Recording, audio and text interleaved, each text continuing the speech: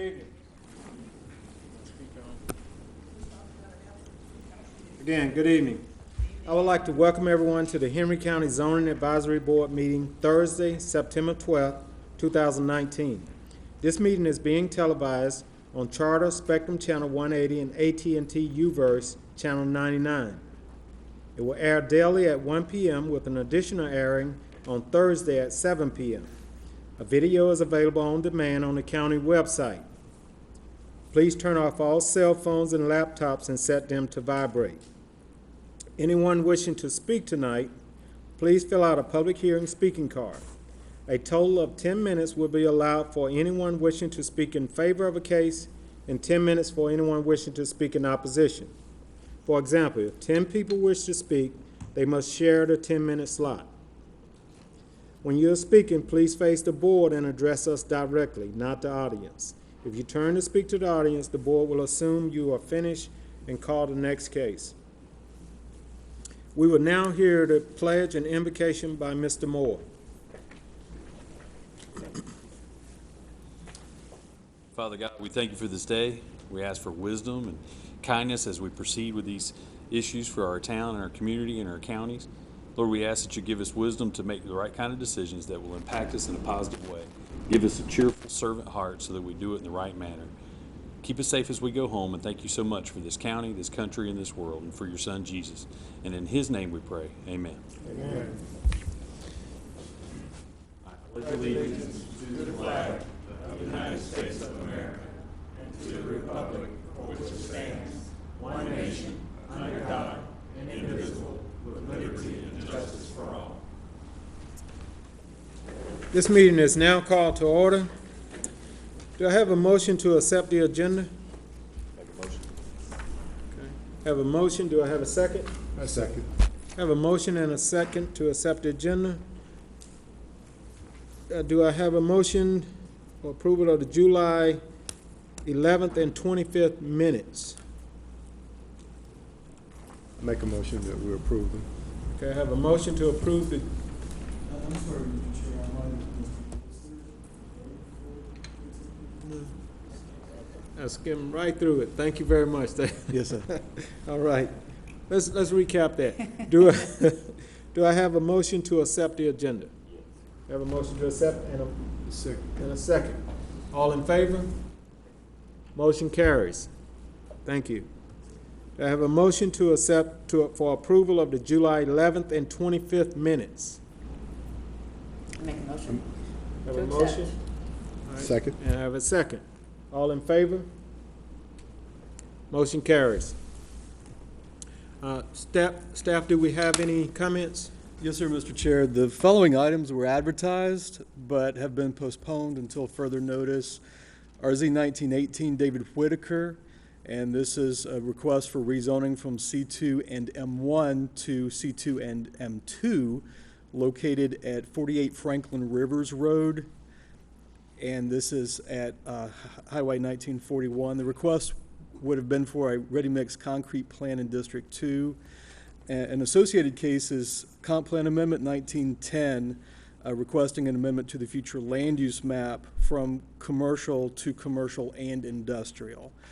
Also a third case, RZ 1919, Maple Multifamily Land, SELP, requested a rezoning from RA and R2 to MU mixed use for property located at 2080 Jonesboro Road. And they had requested a mixed use development consisting of multifamily residences and office commercial. And when these come back, they will be re-advertised. Okay, thank you. Any additional comments? Okay, if there's no additional comments, we'd like to call the first case, please.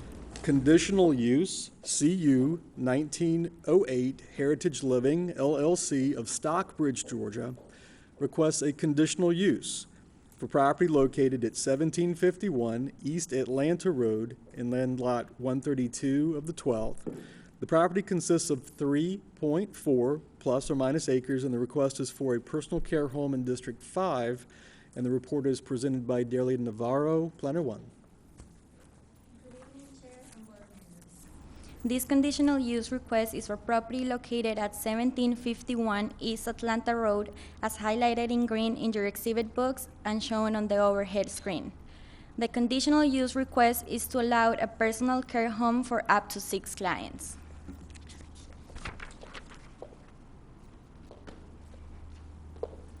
The applicant is requesting a conditional use to establish a personal care home in the existing single-family residence located on the property. This facility will have 24 hours and 7 days staff on site to allow the supervision of up to 6 clients. The personal care home proposed is permitted by the ULDC with an approved conditional use. However, as per environmental health, applicant will be limited to 5 clients until a septic system is installed.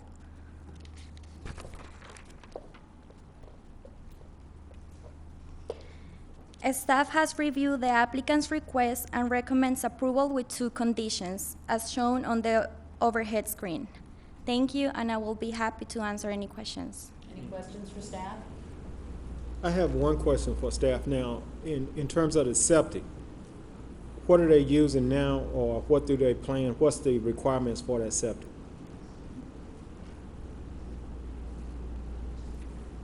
And Mr. Chair, it may be better for the applicant to answer that question. Okay, all right, thank you. I do. What is a non-conforming accessory structure? If you look on your site plan, you can see that there is a small structure that's shown with encroaching within the setback, and that's grandfathered in for the house that it is, but it's not to be used for the business. Thank you. All right. Any other questions for staff? Not at this point. All right. Well, ask the applicant to please come forward. Please state your name and address for the record. Yes, good evening. My name is Denang Rocket. The address is 1751 East Atlanta Road, Stockbridge, Georgia 30281. In reference to the septic tank system, we've already had that replaced with Delta Plumbing to be in line with the requirements for the personal care home. That's already been taken care of. So at this point, you plan to keep at least 6 people there plus staff. So that's a total of 7, or how many people will actually be there? Our goal is to have 5 clients and a staff working 24/7. Okay, Yes, sir. okay. I don't have anything additional. Mr. Risher? Do you have any kind of a floor plan sketch that would show the layout of all the bedrooms? I assume that there's going to be some kind of renovations, and I know that you've been working with the fire department for the ADA requirements, but this is a 2-story house, I believe, and I was wondering if the upstairs is going to be used for rooms for your clients, or how's that going to work? Okay. We already have floor plans, which we have provided. We can also provide to whoever needs them. The second floor, we will not have any clients on the second floor. In terms of renovations, there will be no renovations. We are in the process right now of getting our sprinkler system installed. So that's where we are at this present moment.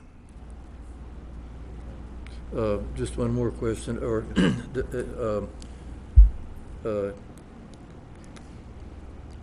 East Atlanta Road is a very heavily, traveled roadway, and I don't know anything about the capacity or situation with your clients, but is there any possibility that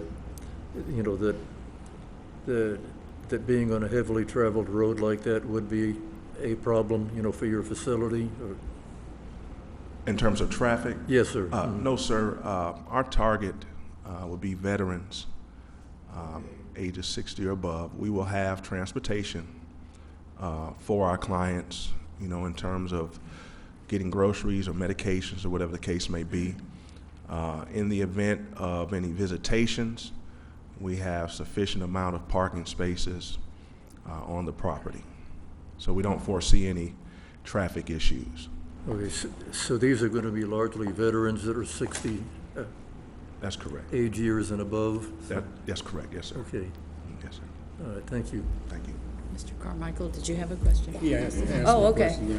I have a question. Yes, ma'am. Your staff will consist of, I'm assuming you have like a nurse? Yes, that's correct. We will have a professional on staff, on site, 24 hours, 7 days a week. That's correct. And Total number of staff members? well, in terms of, we're probably going to split it, a day staff and an evening staff. So a total of two representations for the staff. Thank you.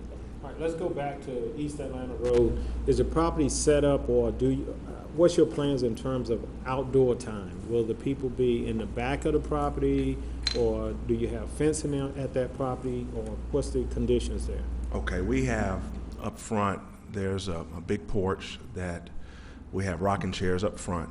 But in terms of family time, we have a huge backyard, and we're going to set up what I would call a park/family area where when family come to visit, or if the client desires to go out and do some type of recreation, walking or exercise, and that'll be all in the backyard. All right, now, we don't have a layout of the property itself, but you stated that your clients will be downstairs. What's the size of the property downstairs, and how many rooms or how many people per room? How do you plan to set that up? Okay. There are actually 5 bedrooms downstairs on the first floor. Okay. In terms of square footage, I just don't have that number this present time, but what we did do in order to be compliant with the requirements in terms of room size, we have made sure that that's the case. I just don't have the number of each square footage per room at this time, but there are 5 bedrooms on the first floor. Okay, thank you. I don't have anything else. You said the residents will be going out and purchasing groceries. Are there separate kitchens, or is it just one large kitchen? It's just one large kitchen. We will have food there available in the event that one of our clients requests additional food. We'll have transportation to take them to the grocery store and bring them back, but there's only one kitchen in the home. So each client will be allotted a certain time to prepare their own meals, or? We'll manage a schedule for everyone. Everything will be done in order. That way we can keep any confusion down in terms of meal times. We'll have breakfast, lunch, dinner, and perhaps a snack somewhere in between. One more question. Now, do you have one of these facilities in place now, or is this your first one? This will be our first one. Okay. Yes, sir. We saw a need, particularly in our veteran community.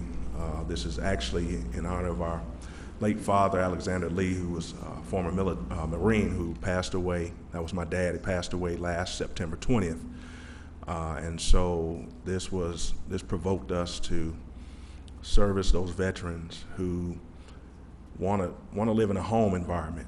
And so this will be our first one, with goals of expanding in the future as well. Any additional questions for applicant? No? If not, you can be seated, sir. Thank All right, you. thank you. Thank you. All right. At this time, we'll allow 10 minutes for anyone who would like to speak in opposition of this case. Anyone who would like to speak in opposition? None? Then we'll allow 10 minutes for anyone who would like to speak in favor of this case. In favor of this case. There are none. Any additional questions for applicant or staff? Anyone? No?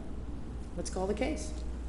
CU 1908 Heritage Living LLC of Stockbridge, Georgia, requests a conditional use for the property located at 1751 East Atlanta Road in land lot 132 of the 12th District.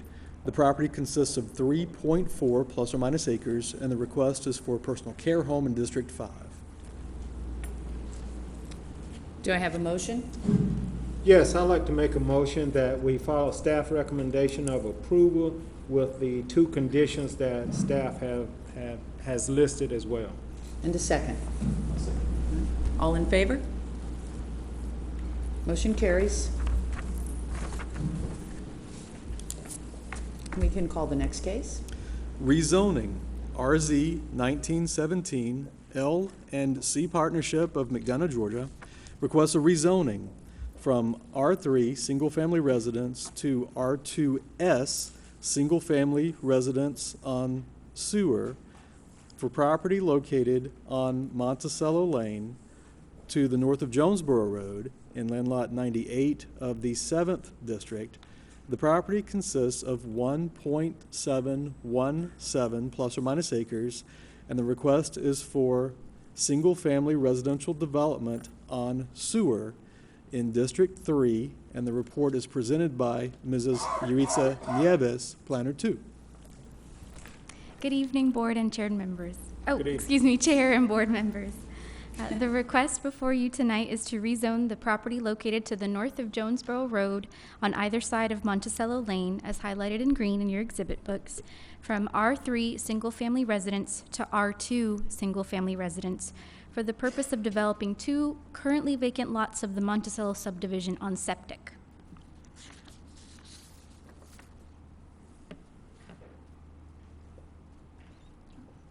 The Monticello subdivision was originally rezoned to R2 single-family residence in 1988. Properties zoned R2 at the time of adoption of the current code, the Unified Land Development Code, or ULDC, in 2009 that had access to sewer were then allocated to R3 zoning, as was all of the subdivision. However, the Henry County Water Authority has determined that they would not require the development of these 2 lots to connect to the sewer system, so therefore the lots would have septic.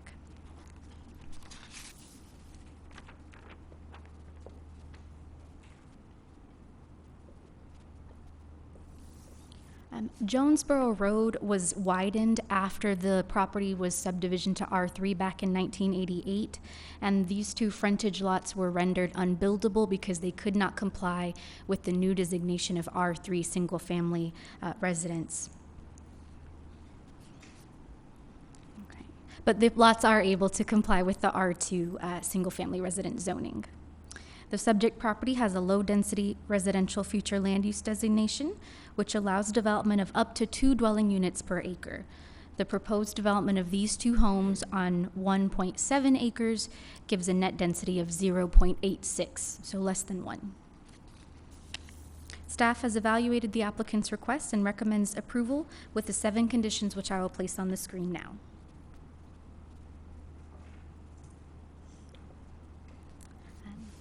Thank you, and I'd be happy to take any questions you have. Okay. Does the board have questions for staff? Mr. Richard? Yes, are these lots that you showed on the plat just a few minutes ago? Now, they would comply, I believe, with the R2 septic tank requirements of at least 30,000 square feet, is that right? Yes, Mr. Risher.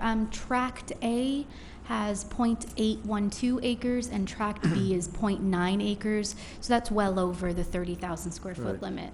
And they're in conformance with the lot sizes within the rest of the subdivision too, I believe.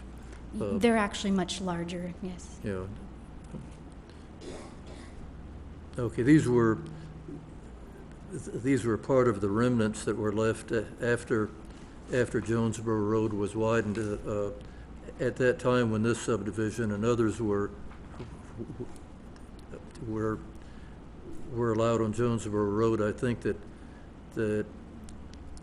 lots fronted on what was then the more narrow portion were made larger in anticipation of the future widening. That is correct. The lots were originally larger, but I think they lost over 100 feet. I don't have that number exactly in front of me, but they were made much, much smaller. And when the code changed in 2009, they were unable to comply with the new requirements for R3, which is why, even though it was intended that they could be developable after the expansion and the change in 2009. They just couldn't develop under the current standards. Okay, thank you. Okay. Any additional questions for staff? I have one question. Now, help me to understand something. Did you state that the county chose not to run a sewer line to those two lots?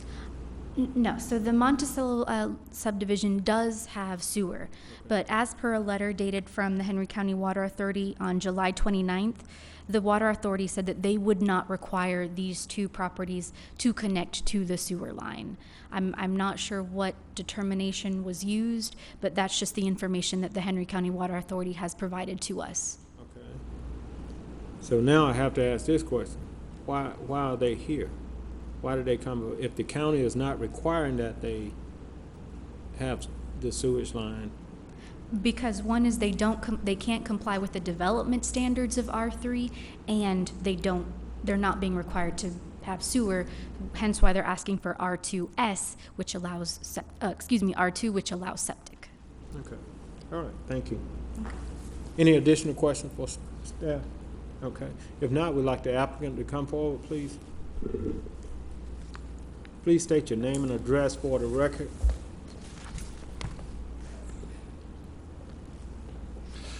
Mr. Chairman, board members, my name is Stephen Jones with the law firm Galloway & Lindell.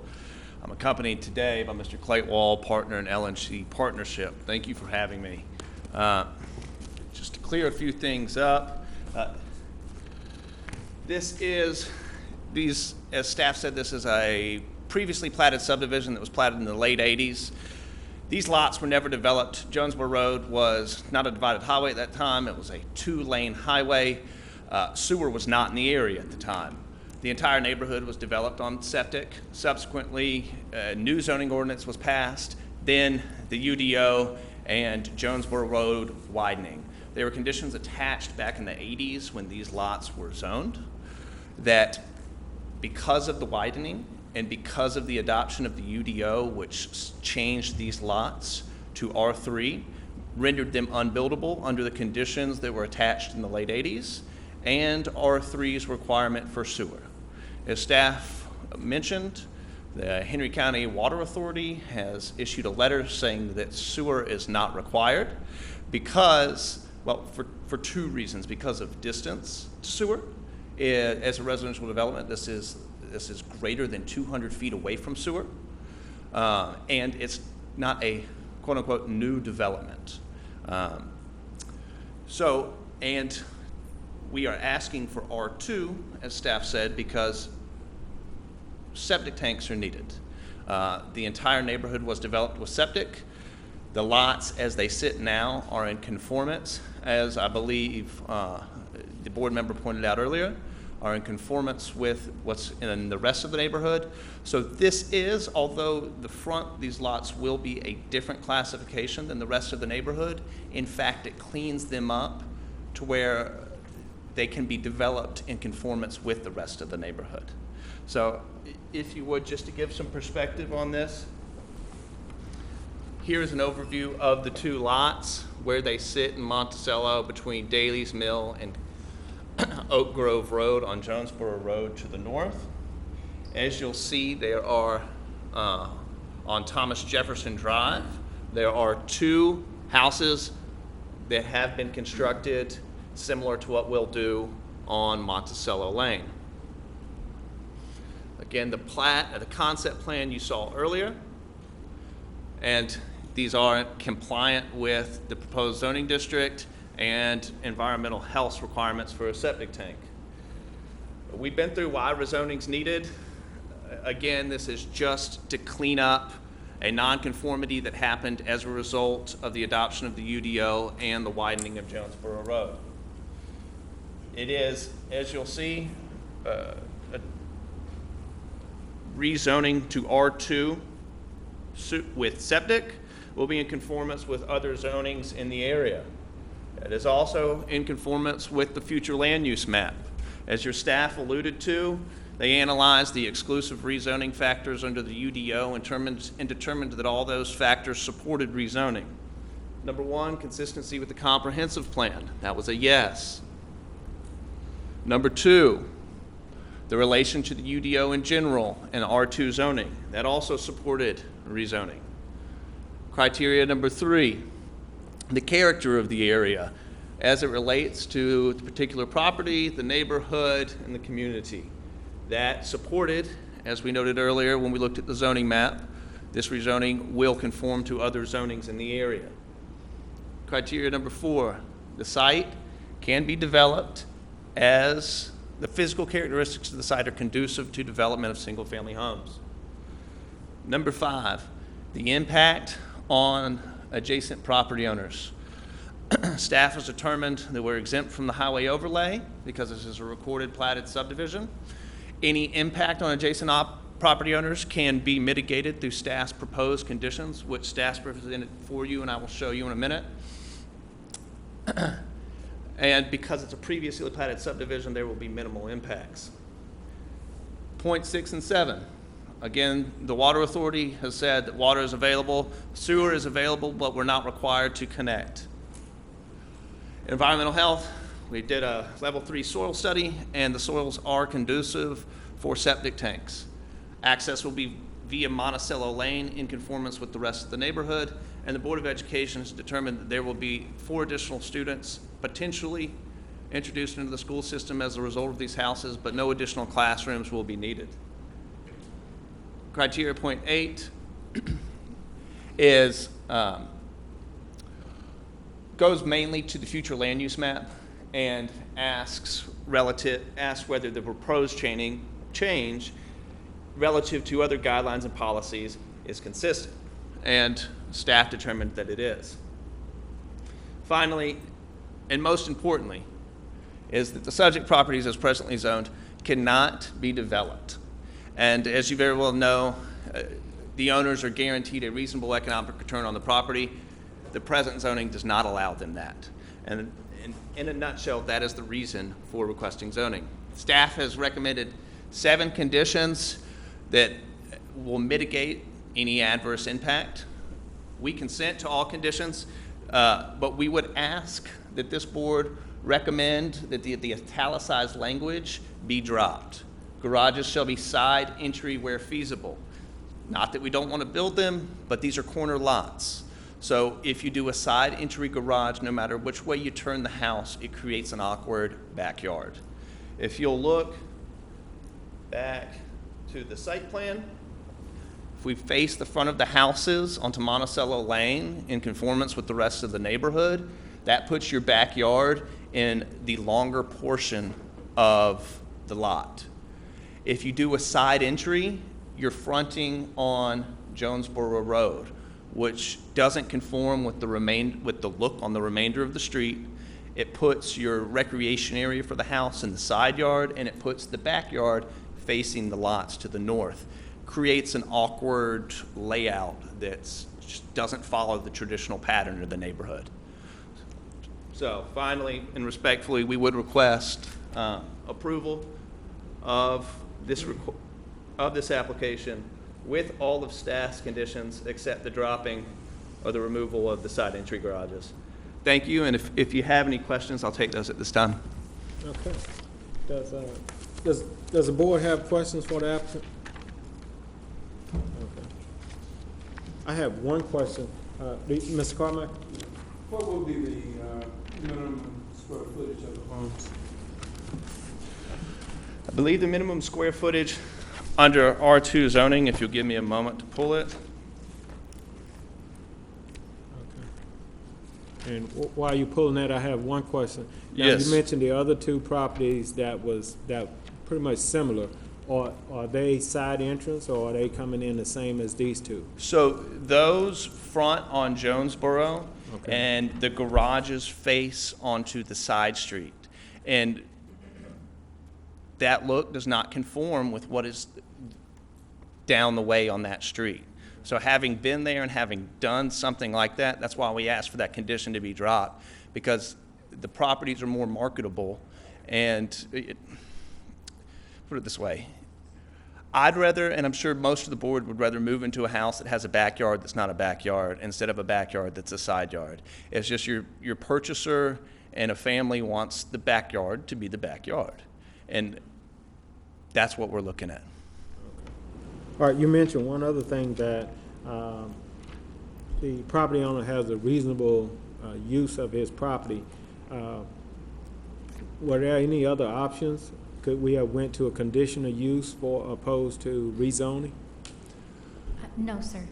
Okay. A conditional use would not have been appropriate in this instance. And for Mr. Carmichael, the minimum heated square footage for a home R2 septic is 1,600 square feet. Okay.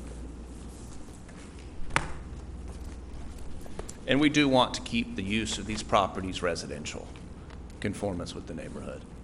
Does the board have additional questions for the applicant? Not a question, but a comment. The where feasible is a technicality to me. Whenever I see that, basically if I see where feasible, the builder doesn't have to do it. But if you want it off, it's like, I understand. Normally when we see that, that means you don't have to, but. We don't want to. I'll leave that up to, whose district is this? I think staff had a comment about that.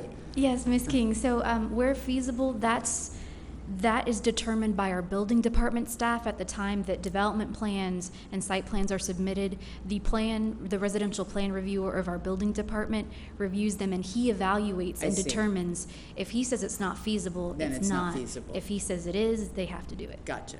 So he would have to make that argument to the building department. Yes, and they go solely off the topographical characteristics of the lot. So if the lot can feasibly fit with the conditions and with all the development standards, if it can fit a side entry, they must do it. If it cannot, then they can't. I stand corrected. Thank you. I appreciate that clarification. It was just, to me, it was kind of funny, but. Yeah. So, You can take it off. so, Take it off. I don't have any questions. any additional questions for the applicant? Okay, if not, you may be seated, sir. Thank you, board members. At this time, we'd like to allot 10 minutes for anyone wishing to speak in favor of this case. Anyone wishing to speak in favor? Okay, no one's coming. We'd like to allot 10 minutes for anyone wishing to speak in opposition. Please come forward, state your name and address for the record. And we would assume you'd fill out a public hearing speaking card, correct? Yes, sir. Okay, all right. I want to thank you for the opportunity to speak. My name is Stephen Perkins. I live at 516 Colonial Way, which is one of the properties that's going to be behind one of these houses. I'm not sure if any of this really matters, but I am against this. It's going to negatively affect my property value. When I purchased the home, it was a wooded lot that I knew was undersized to have a house built on it. So that's part of the reasons why I bought the home. So now they're changing the size of the lot so they can fit a house on it. And if you look at, there was a figure they showed where they showed the dimensions of the home. You know, it's right on my property. It's like 30 feet from my property line. And if they had shown the rest of the houses in the area, you would have seen that, you know, that's really not much room between the two. It's, I know my property value is going to go down because people are going to look out my back window and say, oh, I don't want to be next to that house that's like right there. That's really my biggest concern. I appreciate your time. Thank you. All right, thank you. All right, anyone else wishing to speak in opposition, please come forward, state your name and address for the record.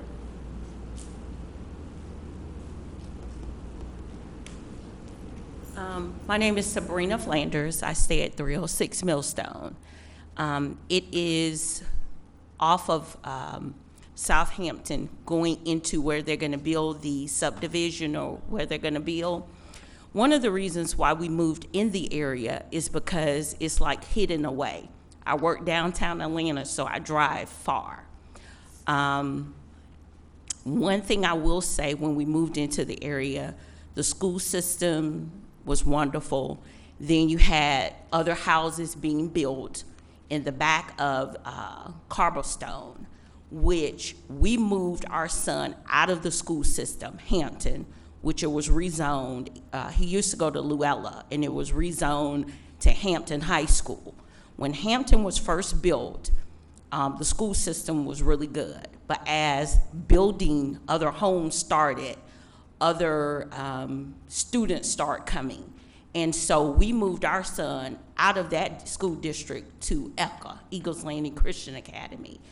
And I'm opposed because, for one, when you're turning off to Southampton, that really is beautiful, seeing the woods. And that gives a negative depiction of that community. You're driving up and you're seeing a cluster of homes.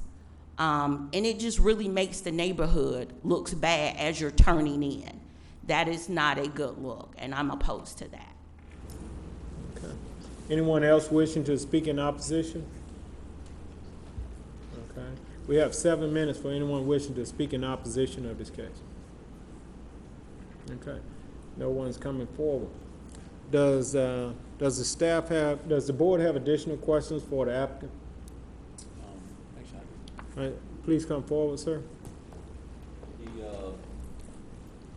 The outer garnishments of the house is going to be brick, or is it going to be consistent with what's already in the neighborhood? Yes, one of staff's conditions addresses building construction materials. I've got it right here. One moment, please.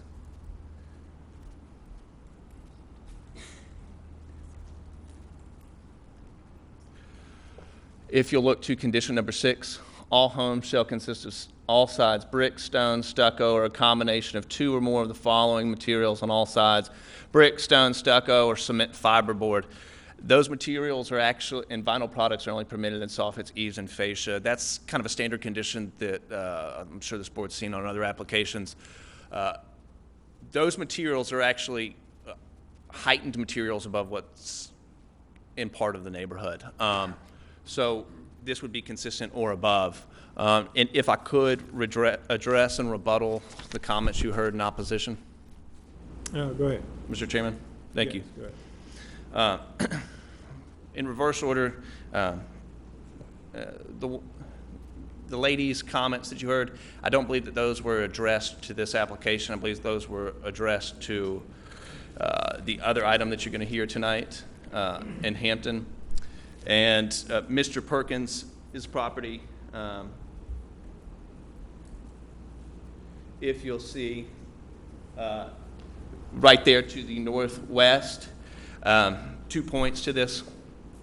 The lot that you see to the right of Tract B is undevelopable. You'll see it there between the red and the yellow circles. It's undevelopable and will remain wooded because it just can't feasibly get access anywhere to either of those side streets. And it just didn't come up during our discussion earlier, but there is the potential that we will market that to one of the adjacent property owners while I preserve the argument that LNC is entitled to a reasonable economic return on all of its property. Just the feasibility of development for that property will most likely dictate that it remains undeveloped and will be marketed to an adjacent property owner. So to the practical concern that Mr. Perkins raised, he will still retain quite a bit of wooded area and can in fact acquire this lot should he so choose, or should one of the neighbors so choose. But arcing back to the 2 lots that are before you today, as presently zoned, they deny LNC a reasonable economic return, and that's the reason we're requesting rezoning, and they are in conformance with what's in the area. Mr. Richard. Would these lots be subject to the same covenants as the balance of the subdivision? Mr. Board Member Risher, I cannot definitively say that because I have not researched the covenants. However, they were all part of the same platted subdivision, and so therefore they are most likely subject to the same covenants. And I will, if you would like, I can research that issue and get it back to you. But I can almost definitively say yes, because generally, as you know, when you apply covenants to a subdivision, you apply it to the entire platted subdivision. I would say that they would, since these are actually remnants of what were at one time larger parcels. I would tend to agree with you, Board Member. Okay. Any additional questions? If there is no additional questions for staff or the applicant, you may call the case. RZ 1917. For staff. If the subdivision has been platted already and there's a requirement to have sewer there, how is it possible for these two lots not to be on sewer? If that's a requirement of the covenants? So as the applicant had stated, and correct me if I'm wrong, the subdivision was developed without access to public sewer. And so it's consistent for these two lots to also be developed without access to public sewer. What I can't answer is why the subdivision is actually zoned R3, because that's reserved for locations that do have access to public sewer. But it's the applicant's request is consistent and reasonable, and staff does recommend approval. And if I may, Mr. Brown, I do apologize if I was unclear in my presentation. If I misspoke or if I misstated that the subdivision was developed with sewer, I think I should have said that sewer is available in the area now, not that the subdivision was on sewer. So if that was my mistake, I apologize. You were fine. Thank you. And Board Member Brown, for clarity, the entire neighborhood is septic, so this would conform to that. Okay. Thank you. All right. If that's, any other questions for the applicant or staff? Okay, you may call the case, please. RZ 1917, LNC Partnership of McDonough, Georgia, requests a rezoning from R3 single-family residence to R2 single-family residence for property located on Monticello Lane to the north of Jonesboro Road in land lot 98 of the 7th District. The property consists of 1.717 plus or minus acres, and the request is for single-family residential development in District 3. We've heard the case. Do we have a motion? Yes, I make a motion in consideration that the applicant has a reasonable use of the property to rezone it to R2 with all of the staff conditions except to delete the requirement for side entry access to the garage. I have a motion. Do I have a second? I'll second. Okay. Any discussion? All in favor? Motion carries. Call the next case, please. MCMDP 1906, Jim Chapman Communities, Inc. of Atlanta, Georgia, request a modification to a master development plan to change a commercial pod to a multi-family residential pod and a commercial pod for property located along the southern side of State Route 20 between Southampton Road and East King Road in land lots 113, 114, 143, and 146 of the 3rd District. The property consists of 65 plus or minus acres, and the request is for a mixed-use development comprised of multifamily residential and commercial uses within a planned development. This is located within the city of Hampton and will be presented by Stacy Jordan Rudisil, Chief Planner. Good evening, Mr. Chair. Good evening. Board members. So the request before you tonight is indicated on the overhead and also in your exhibit books. It's outlined in green. You can see that the subject property is along what I refer to as the Hampton Bypass, which is State Route 20, and it takes up the entire block between Southampton Road and East King Road. Also in your exhibit books, there's a copy of the zoning map that shows that this subject property here outlined in blue is part of a planned development. And this planned development was approved by the Hampton City Council back in 2002. So it's been there for quite a number of years. The subdivision to the south was a part of the same planned development, so all of this was approved at the same time. Across the bypass, and at the time that this planned development was approved, the bypass wasn't there. The development, which is known as Hampton Court, was also a part of this planned development. On the overhead, and also in your exhibit books, is a pod map of the old planned development. So you can see that the subject property is entirely a commercial pod within this larger planned development. The applicant's request is to change 50 of our 65-acre subject property from commercial uses to multifamily uses, as indicated on the overhead and also in your exhibit books. So this area that is illustrated in red will remain for commercial uses, and this area that's indicated developed with the multifamily townhome style is requested to change from commercial uses to multifamily uses, which would correspond to an MR2 in the City of Hampton Code. The entire 65 acres is our subject property. What that means is that the conditions will be wiped away and new conditions would be applied to both the commercial part and to the multifamily part.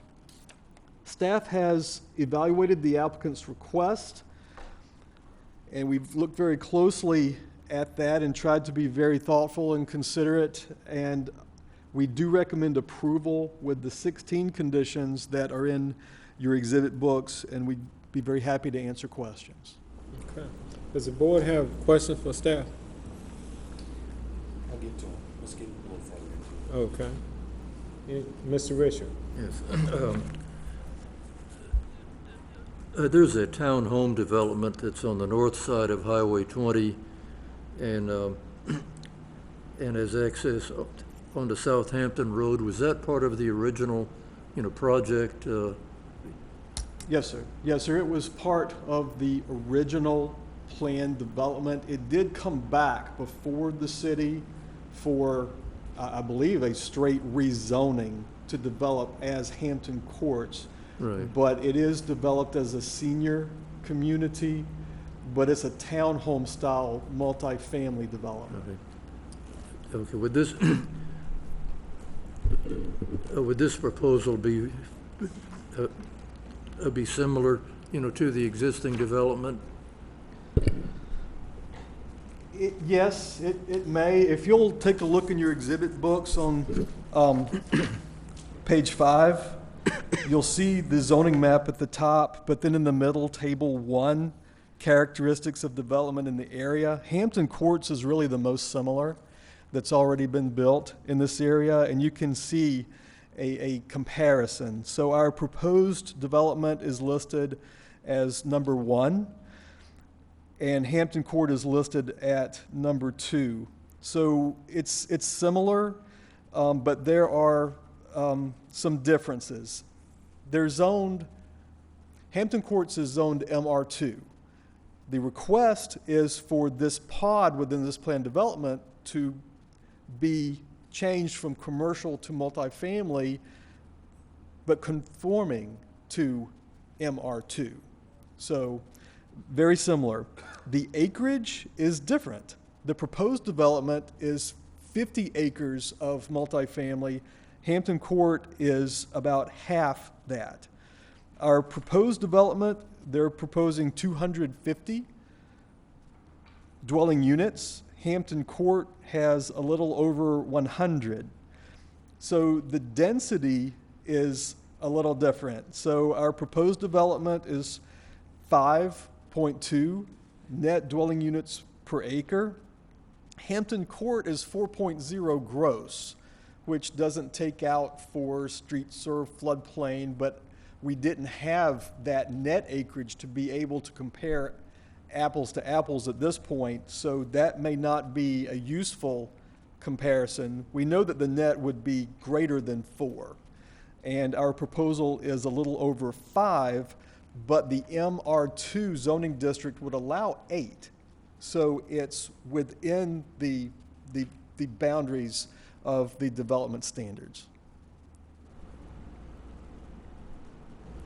Any additional questions for staff? Okay. If not, we'd like the applicant to come forward, please. Please state your name and address for the record. Good evening. My name is Jim Chapman. I live at 1999 West Wesley Road in Atlanta, Georgia. Okay. You have anything additional you'd like to add to staff recommendation? Sure. I made an exposition book of my projects and my background. I was told I might be able to give this to you. Yes. Is that appropriate at the moment? Yes, you can bring May it I up. approach? Yes. See. Thank you.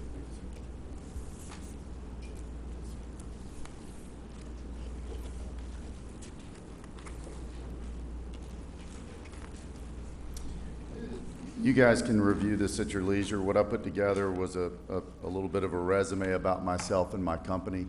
I'm from Atlanta, grew up in Atlanta, in fact, Decatur.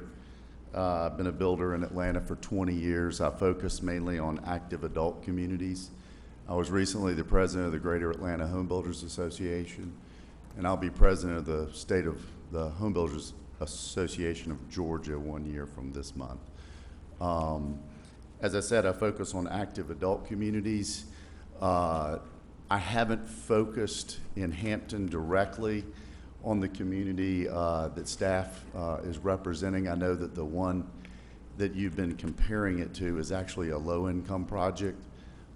This is anything but that. This is a high-end project.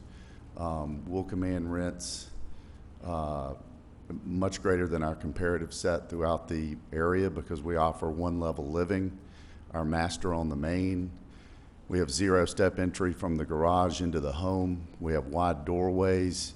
We have a one-car attached garage in each unit. These are not 2- and 3-story townhomes. They're 1- to 1.5-story dwellings that are attached lineally, side by side. I call them a ranch townhome just because of the way they're arranged lineally versus a quad type ranch product, which I built a ton of in North Atlanta. It's a vinyl-clad window, 25-year roof, all hardy masonry products on the exterior. It's a very high-quality product. I have one going in Athens right now that has a tremendous waiting list. We're getting rents greater than anyone in the market. It's not aimed at students. This is for young professionals, higher-end working groups, and active adults, as well as seniors. So it offers an awesome opportunity for people to live multi-generationally, live on one level. I'm really excited about our site plan. We could have really jammed the units in there, and we didn't. We paid great respect to the creek that runs up between the property. I think it's called Reeves Creek. And most of the units, if not all, have some sort of trees behind them, which I'm really excited about. And it will be somewhat surgically developed, if you will, as opposed to just mass graded from stem to stern. So I'm really excited about it. It will have a 4,000 square foot clubhouse, a pool, community gardens, and 2 lighted tennis courts with slash pickleball courts. Pickleball is very popular with the older set. So I think it's a great thing from a product point of view to be bringing to your market. It will be unlike anything pretty much that Henry has. I'm excited to be doing it. Thank you. All right. Does the board have questions for the applicant? Mr. Richard? Are you familiar with the very extensive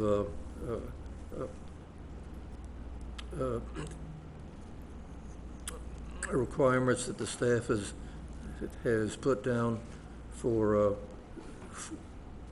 road improvements into Yes. this development? And are you prepared to undertake such a study and make those improvements? Yeah, we're prepared to make the study, yes.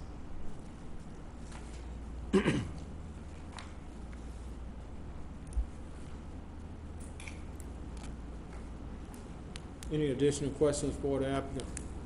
Just for clarity, Mr. Yes, Chapman, yes, sir. Mr. Richard asked you that question. You said you're prepared to make the study. But would you be prepared to make the improvements to the road as well?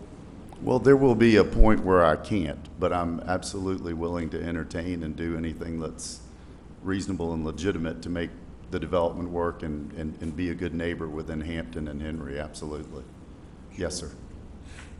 Could you tell me what's the current status of, and this might be a question for Stacy, about the arterial requirements and how they're legal, they would be legally binding or not legally binding in this situation? The reason I asked that, I drove out there and looked at it, and this was a very small road. It might have been 17 feet wide. And to add this many homes, I mean, the project seems nice, but to add this kind of volume of traffic to that definitely underqualified road that's not, it doesn't meet the arterial requirements now, and I know that there's been some conversation about that. What can you tell me about what's going on with it? How can we fix this? If we're going to grow as a community and a county, we've got to keep our infrastructure at a capable level. If the infrastructure can't handle the growth, I have deep reservations about that. Sure. So tell me about that and let me know what's going on. So the requirement for a traffic study is geared toward a developer mitigating the impact of the development. What that typically means is that the road improvements would happen along the frontage of that development and wouldn't be required to extend any further. Now, State Route 20 has, it certainly meets all the requirements for a roadway. It's a state roadway, so they did it right. As far as the side roads, East King, West King, Southampton, these would need to be brought up to the standards that you're talking about. In addition to that, the traffic study would determine this development's impact on the intersections of these side roads with Highway 20. And it would determine not only the general public's impact on it today, but it would determine that development's impact on it, and it would determine what contribution this development would need to make to mitigate its own impact, but not on the impact that's already being made by the general public today. So the traffic impact study is designed to be very fair, and that's what we're recommending. Thank you for that. Mr. Stacy, at the end of the traffic study, where does the liability land if improvements are needed? According to these zoning conditions, it would be the developer. Is there things in place right now to remove those arterial requirements from this particular case? What we would recommend is, if you want to see a traffic study and if you want these road improvements to be made, that you go with staff recommendation.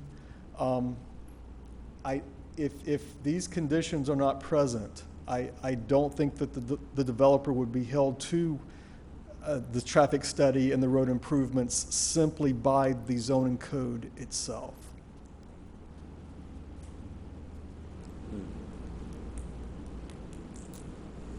We stand ready to live by the requirements of the 17 conditions. So. Yes, sir. I appreciate that. Yes, sir.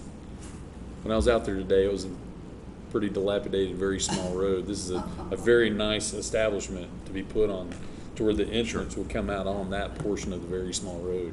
Right. So, I don't know. I like nice things being built. We like our communities to grow, but I'm very serious about infrastructure. It's got to keep up, and the conditions and size and the accessibility of sidewalks and roads, that's got to be equal to what we're expanding. Or I feel like we're being irresponsible by allowing growth that doesn't make the infrastructure keep up with the growth.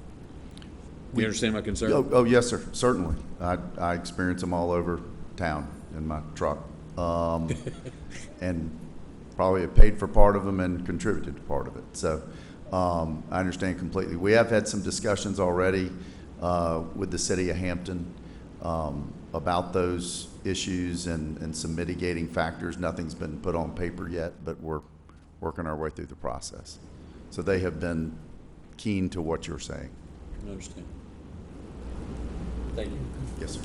Any additional questions for the applicant? I don't have a question, but I have a comment. It is a shame that we don't already have the existing infrastructure in place to accommodate your project, a project like this, so that we wouldn't have to have a discussion about the condition of the roads. And it seems to me it would behoove you, the project, the developers, to have good infrastructure in place in order to make it attractive and desirable, based on what you've told me. I mean, if I were looking at a community, you know, considering moving into a community like this, I would definitely look at access and road. So it seems to me like it would behoove you to do the best that you can to get it right, so that it would be attractive to potential buyers. Otherwise, Yes, ma'am, I completely agree, and I will respectfully remind everyone that probably over half the community will be over 50, if you will, probably over 65. A lot of single folks, they are one-car garages, and those folks typically either don't work or are retired.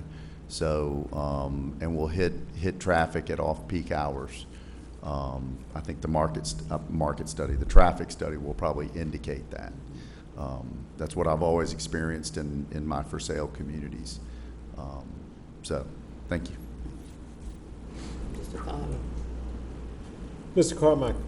How did we determine that 250 units would be appropriate instead of less than? Well, as you heard Mr. Stacy here, I could under this type of zoning go up to 8. We planned what we thought for this site would work. You heard me mention the remainder of the green space and the trees that I'm leaving, the respect for the creeks, how we've don't just have the units back and forth, lined up back to back. So I think we've actually really tried to be respectful of that. I have other developments I'm looking at where I'm getting 7 to 8 units to the acre. It's just a different type of property. This one yielded 5, and in the best form I thought we could get, and that made it economically feasible also for me to do it, without pushing the density to that kind of higher level. Most communities that you might have an opportunity to rent would not be this quality and would not have this layout and would be multi-story and would be at a much greater density per acre than what we're showing here. We're actually a fairly low density. Thank you. For this product type. Any additional questions? I have one question. Mr. Chapman, I'm noticing your pamphlet that you passed out. The cottage at Southampton, is that the only plan that you plan to use within that location? At the moment, yes, sir. Oh, okay. I mean, I have no motivation at the moment to change it. I'm sure it will be tweaked, but not by size or overall. Due to where the creeks are, et cetera, there are other little ephemeral streams that really aren't, you can't really see them on here. Okay. There are other what we call blue lines that are dictating where detention is, et cetera. And we are also very sensitive to whether a lot of planners nowadays are asking that you connect and have connectivity to neighboring communities. And we tried to be very sensitive and appreciate their willingness to do this, that we did not have direct connectivity to the neighborhood below us. Our 2 exits are to the west and to the east instead of to the south. So again, we're pretty, if approved, I like what I have. I don't intend to necessarily change it per se, sir. Okay. All right. If that answers your question. Any additional questions for the applicant? Okay. If not, you may be seated, sir. Thank you. At this time, we'd like to allot 10 minutes for anyone wishing to speak in favor of this case. No one's coming forward. We'd also like to allot 10 minutes for anyone wishing to speak in opposition of the case. please state your name and address for the record. And we have a total of 10 minutes that will be allotted for everyone wishing to speak.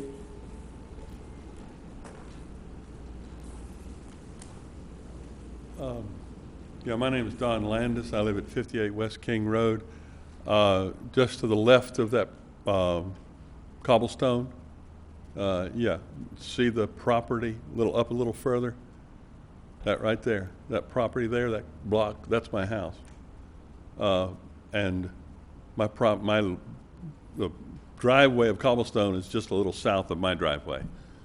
So where that new driveway from this property would come out would be, I mean, my property's here, driveways are gonna be like this, cobblestone in the new one.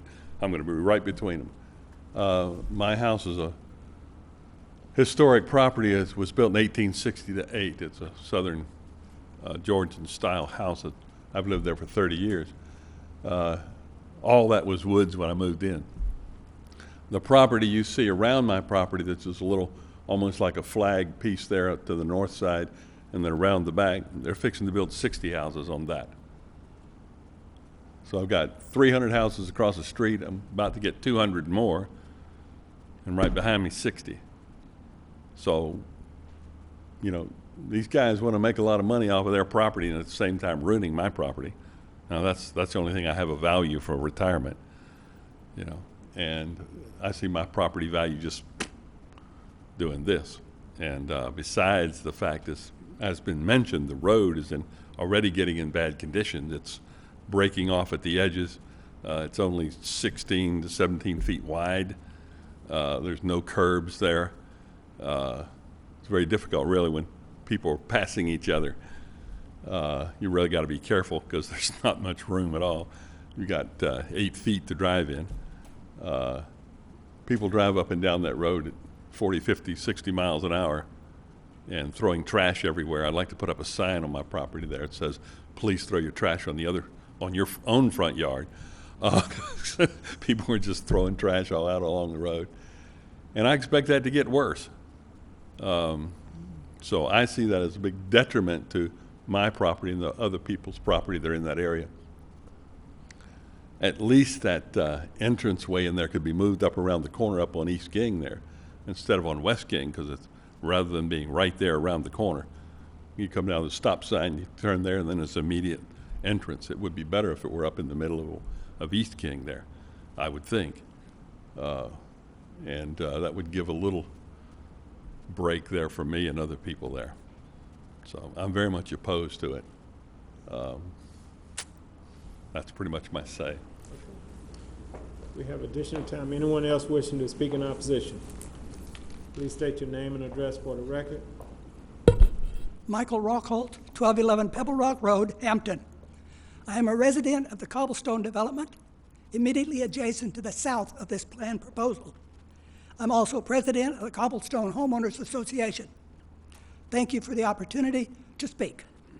This proposed development is completely outside the long-standing standards for residential housing within this planned development. These standards are listed under zoning history of the Advisory Board Evaluation Report that you should have before you. There are 37 of these. From the original development, beginning in the very early stages, to just now nearing building out, these standards have upheld the high quality of housing within this subdivision. It has maintained the property values and hopefully will continue to do so. The introduction of this proposed development would have a high potential to drive down the value of these houses presently existing in this planned development district. The exact opposite of what the planned development is supposed to do. Any comparison of traffic flow with those of the original planning does not take into consideration that they were based on the commercial pods having access to State Route 20, which is not the case in the proposed development. The access owned to East King Floyd Road is owned to a 16.5-foot roadway. not an arterial roadway as presently required by the city zoning. This proposed development of 250 small residential units in townhouses will possibly be a sound development for the city, but it is not a good fit for the existing immediately adjacent housing within this planned development zone. I urge you to return a not recommend for approval on this proposed development. Thank you. Thank you. Anyone else wishing to speak in opposition of this case? Rebecca Brown, Cobblestone Subdivision, City of Hampton. I also recommend non-approval for the same reasons. And Mr. Moore so eloquently spoke of the roadway not having the proper infrastructure for the traffic. Our community is quiet, it's crime-free, and we would like to keep it that way. Thank you. Thank you. Anyone else wishing to speak in opposition? Pamela Duchenne, 136 Madison Drive. I'd just like to say these days seniors, I think, are starting at 55, and I think the new 60 is 50 and the new 70 is 60, and many seniors are very functioning and driving, and the traffic that will be coming down Southampton Road is not in a condition to take on this kind of traffic. Is the county going to be doing anything to mitigate Southampton Road to accommodate for all of this traffic, for one? For two, seniors, I would think the price point for eligibility for seniors who aren't working to purchase homes will not be what we're looking for in the sense of bringing up our values of the home. I just live down on Southampton, in Southampton community. I think this is going to drive down our square foot per, our dollar per square foot, as well as just seems to be a whole lot, like this is falling within the city limits. I'm just not sure why they're coming to county and it's not going to the city of Hampton, since it's falling within the city limits. Thank you. Thank you. Hello, my name is Mary Hart. I live also in Cobblestone Ridge subdivision. I am opposed to this.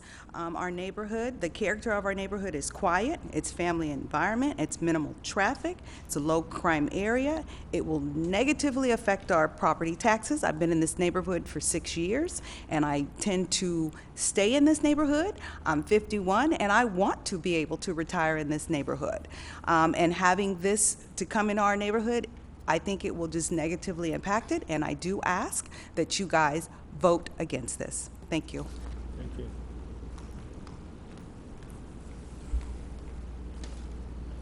Name is Alfred Williams from 188 Kendall in Southampton. I'm looking at it, all the designs that you have. What I'm not hearing is a 10-year plan. The traffic study is a must. You're saying that you're going to put in a lot of seniors. We have a lot of accidents every week just trying to get on 20. 20 years went from a 50-mile-per-hour road to a 60-mile-an-hour road to I'm not looking at you and you can go 70. If you're not driving 70 miles per hour on Highway 20, you will get ran over. The other portion is, yes, Southampton has been an island for a long time, way down the bottom. When I look at the county, I really feel that the county needs to have a 10-year plan, not coming up here piecemealing it day by day as you're going about it. Because each time you put in a new puzzle piece, it's causing an effect on everything else. Infrastructure is not there. I don't know where the kids are gonna go. I don't know where the adults are gonna go. The only thing that we have is a lot of land, but we don't have anything to support what you're planning on putting out there. That's all. Okay. We have about a minute and 24 seconds. Anyone else wishing to speak in opposition? Yes, my name is Sean Robinson. I live in the Cobblestone subdivision. And just listening to everyone speak and say forth, it's just a bad idea. He's here to make money. He doesn't live in our county. He doesn't contribute to our county. And I just think he didn't take the time to just ride through the county and see what it's all about and how close-knit we are, and this would not be a good fit for us. It would be horrible. Packed on, especially in them two areas, is just horrible, and I'm begging you, please don't allow him to do this. Thank you. Anyone else wishing to speak in opposition? If I may, one quick point. Michael Rockholt again. I take exception to the presentation in favor of. There is only one exit and entry point to that development, at least as was publicly presented. The area that will remain a commercial area will only have access to the fire department. Okay.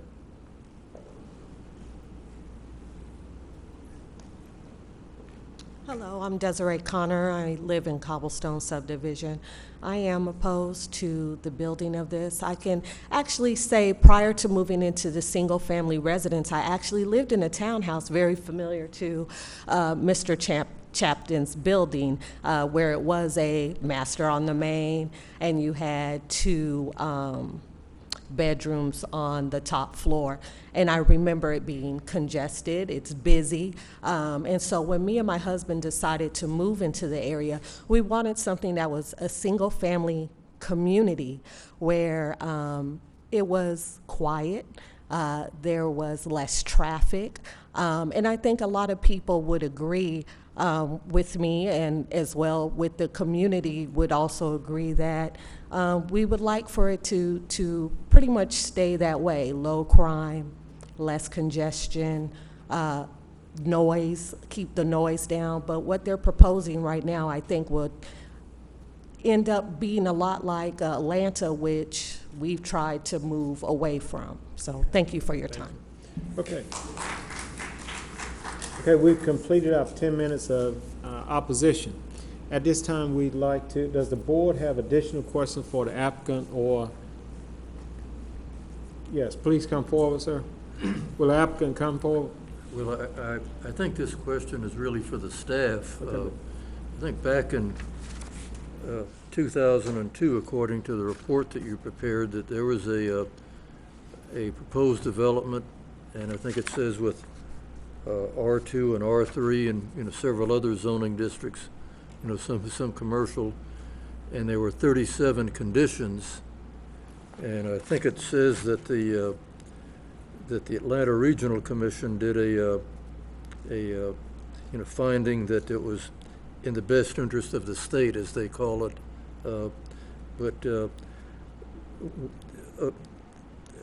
What really is the difference between the number of dwelling units that were approved back in 2002, as opposed to what is being presented, here tonight? Mr. Risher, I don't have an exact number for you. What I can tell you is that this was an entirely commercial pod within this planned development. So dwelling units were not anticipated.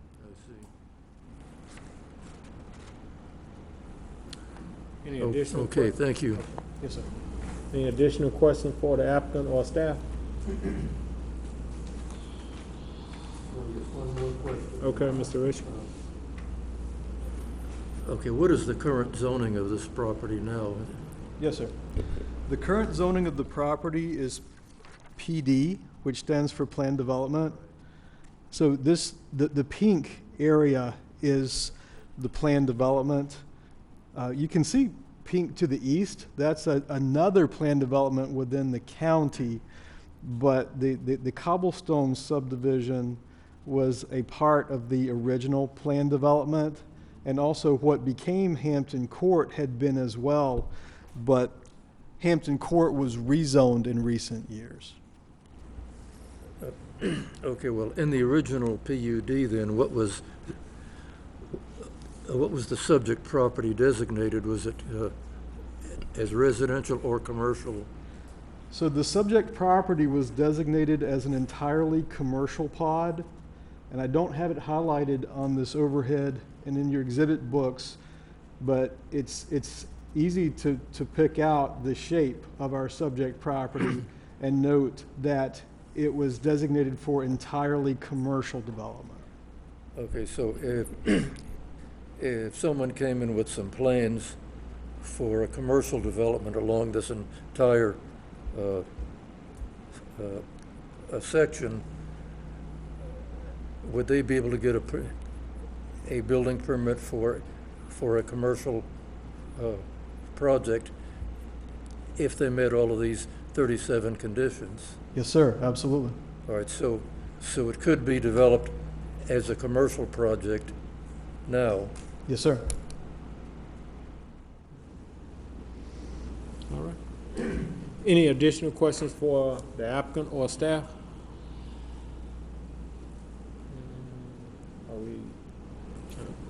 If not, call the case, please. You may be seated, sir.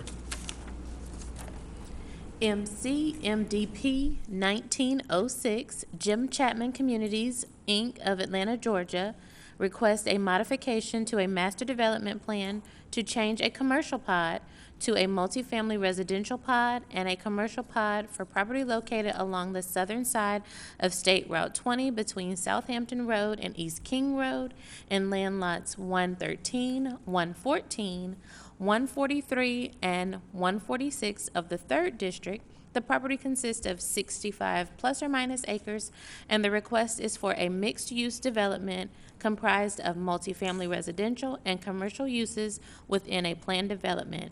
The property is located within the city of Hampton and was presented by Stacy Jordan Rudisil, Chief Planner. Okay. We've heard the case. Do we have a motion?